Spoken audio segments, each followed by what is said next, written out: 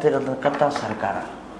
ಪ್ರಧಾನಿ ನರೇಂದ್ರ ಮೋದಿ ಅವರ ಪ್ರಿಯರಾದಂತಹ ಅಮಿತ್ ಶಾ ಅವರು ಹೇಳ್ತಾರೆ, ಕಾಂಗ್ರೆಸ್ನ ಪ್ರಶ್ನೆ ಮಾಡಬೇಕು, ಇದನ್ನು ಕಾಂಗ್ರೆಸ್ ಟೈಮಲ್ಲೇ ಎಥನಾಲ್ ಬ್ಲೆಂಡಿಂಗ್ ಫ್ಯೂಲ್ ಬಂದಿದ್ದು ಅಂತ ಹೇಳ್ತಾರೆ. ಅಲ್ಲ ಸರ್, ಎಲ್ಲ ಅವರನ್ನೇ ಕೇಳಬೇಕಾಗಿದ್ರೆ ಅವರನ್ನೇ ಕಳಿಸ್ತಾ ಇದ್ವಿ, ನಿಮ್ಮನ್ನೇ ಕಳಿಸ್ತಾ ಇದ್ವಿ. ವಾಯ್? ನಿಮ್ಮನ್ನು ಕಳಿಸಿದ್ದೆ ನೀವು ಬೇರೆ ಕೆಲಸ ಮಾಡಿ, ಉನ್ನತಿ ಕೆಲಸ ಮಾಡಿ, ಈ ರಾಷ್ಟ್ರಕ್ಕೆ ಒಳ್ಳೇದಾಗಲಿ ಅಂತ ಹೇಳಿ ನಿಮ್ಮನ್ನು ಸತ್ತಾದಲ್ಲಿ ತೊಗೊಂಡು ಬಂದರು.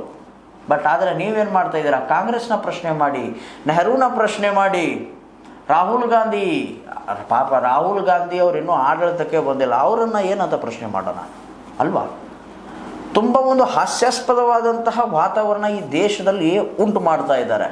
ಬಟ್ ಈ ಒಂದು ಹಾಸ್ಯಾಸ್ಪದವಾದಂತಹ ಏನಂತೀರ ನೀವು, ಚರಿಷ್ಮವನ್ನು, ಆರಾನ್ನು ಬಿಲ್ಡ್ ಮಾಡ್ತಾ ಇದ್ದಾರೆ. ಬಟ್ ಹೊರದೇಶಗಳಲ್ಲಿ, ಅಂತಾರಾಷ್ಟ್ರೀಯ ಮಟ್ಟದಲ್ಲಿ ನಮ್ಮ ದೇಶದ ಪರಿಸ್ಥಿತಿ ಏನಾಗ್ತಾ ಇದೆ, ನಮ್ಮ ದೇಶದ ಪ್ರಧಾನರನ್ನು, ಪ್ರಧಾನಿ ಮಂತ್ರಿಯನ್ನು ಯಾವ ರೀತಿ ಹೀಯಾಳಿಸ್ತಾ ಇದ್ದಾರೆ, ಯಾವ ರೀತಿ ಅಣುಕಿಸ್ತಾ ಇದ್ದಾರೆ ಅನ್ನೋದು ಎಲ್ಲೇನು ಮುಚ್ಚಿಡಬೇಕಾಗಿಲ್ಲ.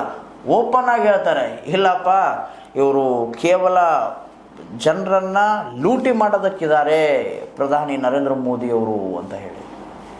ಯಾಕೆ ಇಷ್ಟೊಂದು ಆಕ್ರೋಶ, ಇಷ್ಟೊಂದು ನೋವಿನಿಂದ ಹೇಳ್ತಾ ಇದ್ದೀನಿ ಅಂತಂದರೆ, ಇವತ್ತಿಗೆ 15 ದಿನಗಳು ಕಳೆದು ಹೋಯಿತು. ಆದರೂ ಕೂಡ ಸೋನಮ್ ವಾಂಗ್ಚುಕ್ ಅವ್ರನ್ನ ಬಂದು